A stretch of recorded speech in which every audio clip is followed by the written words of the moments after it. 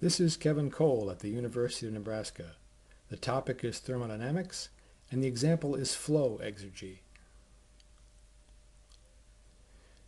In this example, we've got a condenser, and I've got inlet steam at 6 kPa and quality 0.85, and some heat is removed, and the exit state is saturated liquid at 6 kPa. And we're given the flow rate of steam up here is 2 kilograms per second. Now we're asked to find the rate of heat removed.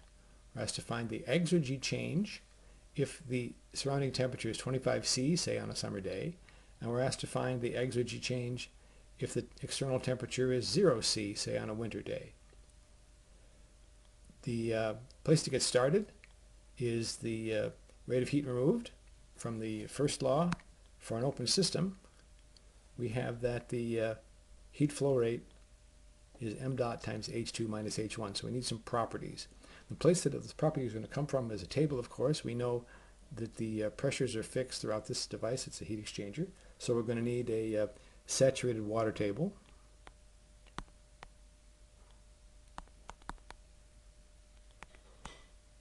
Pressure table. And rather than go look up the values, I'm going to put them in a little table below us here, and we'll have them for the problem. I'll put these in and then you can check me. But what I did, I've got state 1 and state 2 here. I've got x is 0.85 and 0 for the entrance state and exit state.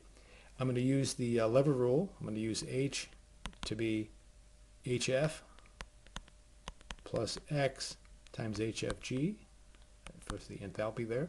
For the entropy, I'm going to use a similar way of doing this. It's going to be S sub F, that's the liquid value, plus X times the difference between the gas value and the liquid value. So when I use a saturated water table and look up some values, H1 is 2205.05, and that's in kilojoules per kilogram, and S1 is 7.159. H2 is 151.53, and S2 is 0.521. And now with those values, I can come up here and find the heat rate. The rate of heat loss is going to be the mass flow rate, that's 2 kilograms per second, times H2, which is 151.53, minus H1, which is 2205.05. When I turn the crank on that, the rate of heat removed, or the heat, is minus 4107.03, and the units are kilojoules per second, which is the same as a kilowatt. So the important thing to note here is that the heat flow rate, there should be a dot there, the heat flow rate is less than 0. That means heat is out. Of course, we knew that. Out of the system. All right, that's responsive to part A. Part B, we're looking for the exergy. Flow exergy change for a device is EF2 minus EF1. This is defined to be the enthalpy change, H2 minus H1, minus the surroundings temperature times the entropy change, S2 minus S1, plus the kinetic energy change plus the potential energy change. Now for a heat exchanger, these are commonly neglected, so I'm going to neglect it here. And of course, you don't have any information on the pipe sizes to get velocities or the elevation change to get potential energies anyway. But these effects are small in heat exchangers. That's the flow exergy.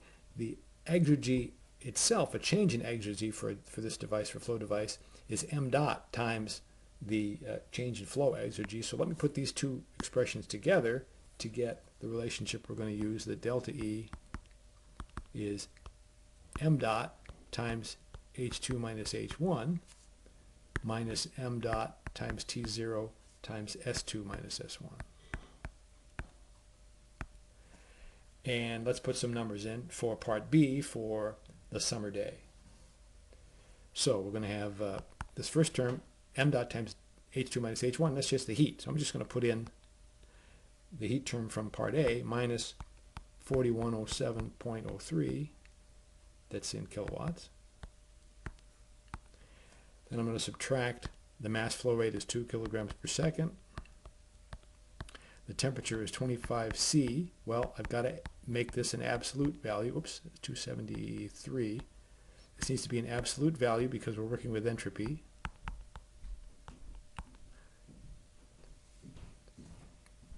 And then the entropy change, S2 is 0.521 and S1 is 7.159.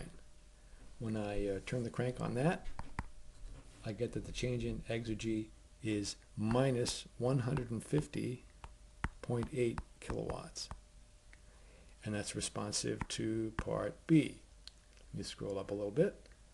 Part C says, what's the exergy change on a winter day when T0 is 0 degrees C, which is the same as 273 Kelvin. Let's use the same relationship and compute a change in exergy for this case. We've got the heat minus 4107.3 kilowatts. We've got minus 2 kilograms per second. That's the same. And here's the only change. The heat here is going to be 273. Excuse me, the temperature here is going to be 273 K. And then the entropy change is the same, 0.521 minus 7.159. When I compute that for this day in the winter, I'm going to get a change in exergy of minus 482.95. So this one's larger, kilowatts. So this one observation is that this is so I'll say note 1. More exergy lost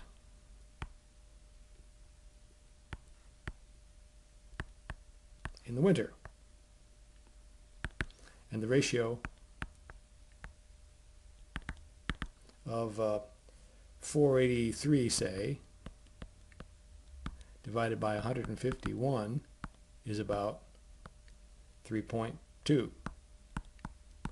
The other comment I want to make is that the exergy loss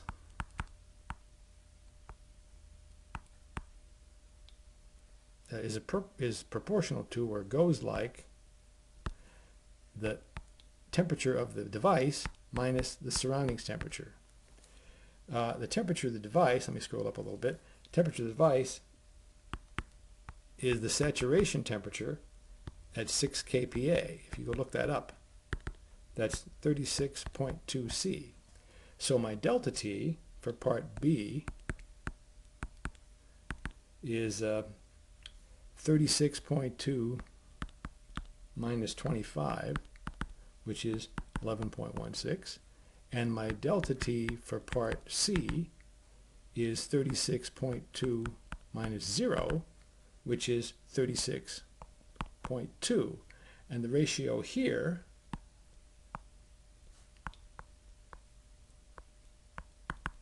is 3.24. So it's essentially the same as the ratio there. So the exergy really does go like the difference between the device temperature and the external temperature. So this idea of more exergy loss, then we have the waste heat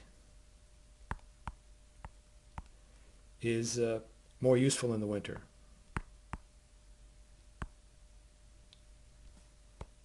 And of course, there are situations where people sell the waste heat for space heating that is discarded from power plants, and power plant condensers is the primary one. Let's recap. In this example, we're given a condenser. Now we're asked to find the rate of heat removed and the exergy under a couple of different circumstances, a summer day and a winter day. The heat transfer is negative because the heat is leaving this device. The exergy depends on the heat transfer and on the entropy and the external temperature. So we get a value that is larger in the winter. Here's the summer value, here's the winter value. And in this case, it was about 3 times bigger. and the ratio went very closely like the difference between the temperature of the device and the temperature of the surroundings. And if you remember that there's more potential for using discarded waste heat for a useful purpose in winter, then all will be well.